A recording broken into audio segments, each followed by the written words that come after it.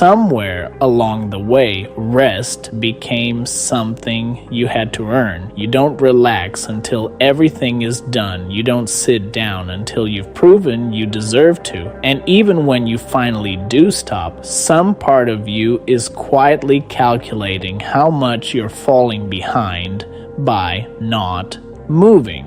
I want to challenge that today because the version of life everyone calls lazy might actually be the most radical thing you could possibly choose. This is not a video about doing less so you can do more later.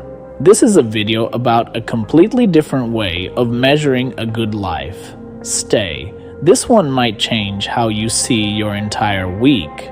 Soft life has become a phrase people roll their eyes at. It gets mocked as an excuse for not trying, as something only people with money or no responsibilities get to choose, as frankly a nicer word for laziness. But that is a complete misunderstanding of what the phrase actually means. Soft life is not the absence of effort. It is the refusal to let your entire existence be organized around proving your worth through exhaustion. It is choosing slowness on purpose. In a world that has convinced you slowness is a character flaw, it is deciding that your nervous system matters as much as your output. It is saying no to the extra commitment, not because you're incapable, but because you've finally done the math on what constant overextension actually costs you. It is choosing the slower path, the quieter year, the smaller goal,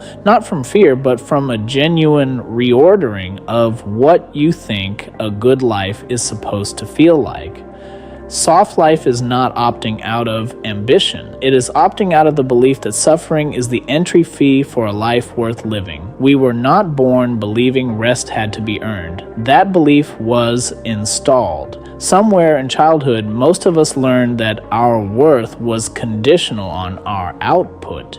Good grades earned approval, achievement earned praise, being busy earned the label of someone who was going somewhere, and quietly, underneath all of it, rest got coded as something suspicious, something only acceptable after you'd proven you deserved it. So we built entire identities around productivity. We wore exhaustion like a badge. We learned to answer "How are you?" with "so busy," as if busyness itself was an accomplishment rather than just a state of being overwhelmed. And underneath all of that hustle was usually one quiet, unexamined fear. If I slow down, I will fall behind. If I rest, I will lose my worth. If I am not constantly proving myself, I will become invisible. That fear is not stupid. It came from somewhere real, but it is also not true. And living inside it for years is exactly what leaves so many capable, intelligent people feeling completely depleted while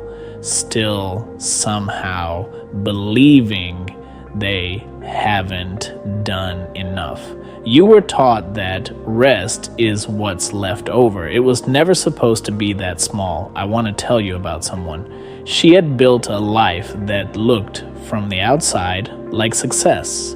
Full calendar, long list of achievements, a reputation for being the most reliable person in every room. And for years, she wore that reputation proudly, until her body simply stopped cooperating. Not dramatically, just a slow, creeping exhaustion that no amount of sleep seemed to fix.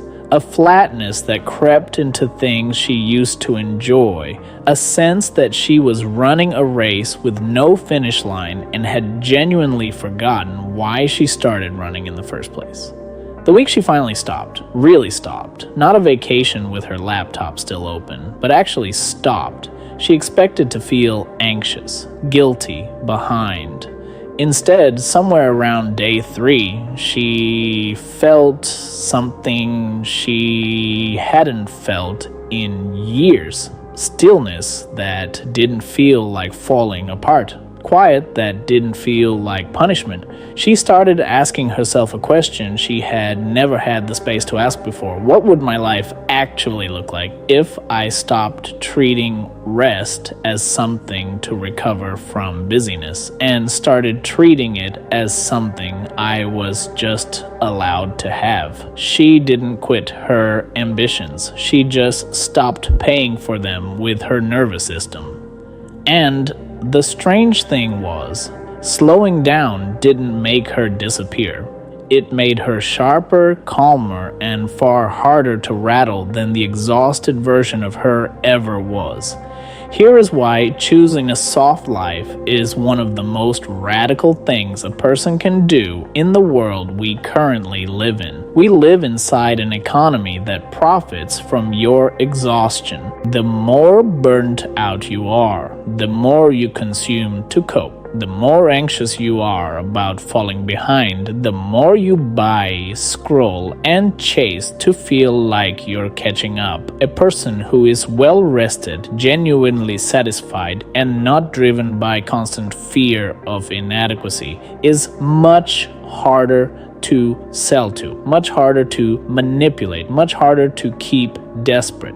So choosing slowness on purpose is not surrender, it is refusal. It is refusing to measure your worth by a system designed to keep you running. It is refusing to treat your body as a machine that only deserves maintenance once it breaks down. It is refusing the idea that a meaningful life has to look exhausting from the outside to count as meaningful at all. That refusal takes more courage than people give it credit for, because everyone around you may still be running, and choosing to walk while everyone else sprints requires a kind of quiet confidence that doesn't need an audience to validate it.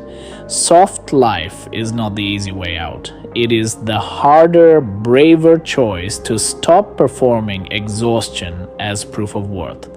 If you've spent years believing that rest has to be earned, I want you to hear this clearly. You do not need to collapse before you're allowed to stop. You do not need a crisis to justify slowing down. You are allowed to rest while things are still going fine. You are allowed to choose ease before exhaustion forces it on you. Choosing a softer life does not mean you stop caring about your goals. It means you stop sacrificing yourself to reach them. It means the version of success you're building actually includes the person living it, instead of treating that person as collateral damage along the way. That is not laziness. That is one of the most quietly radical decisions you will ever make.